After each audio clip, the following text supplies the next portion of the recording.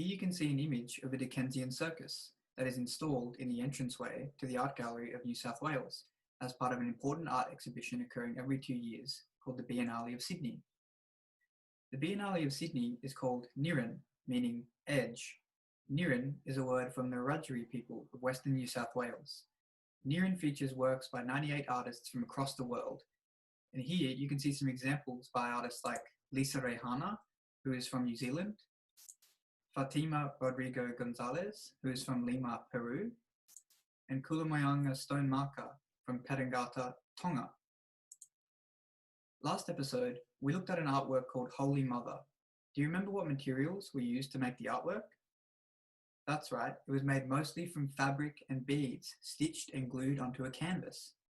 Like Holy Mother, Karla has used materials she found to make a Dickensian circus. Karla explains that, on Saturday mornings, my daughter and I religiously get up early and go treasure hunting at garage sales. I love that randomness, which I used to make art and create at home. Have you ever been to a garage sale? What kind of things have you found? Do you think you could make an artwork from things you find at a garage sale? Here are some images of a Dickensian circus.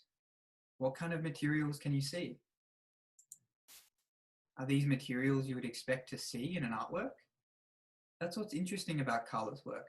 She is able to combine objects that have completely different everyday uses and turn them into artworks.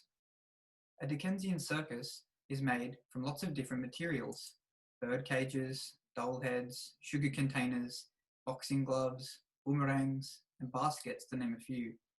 When you look closely at each part of this installation, can you notice how these materials are joined? What materials have been used to hang the buckets from the ceiling? How do you think the dolls' heads have been attached to the containers and baskets? What are some other ways in which you can join materials together? Think about things you have around the house that you might be able to use to join objects together. Karla is interested in the history of Australia's travelling circuses. She has thought about this when deciding how to install her artworks. Here, you can see images of two different types of plinths.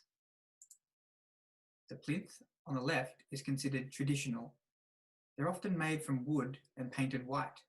When you look at the plinths on the right, can you notice how Karla has changed them to look more like a circus?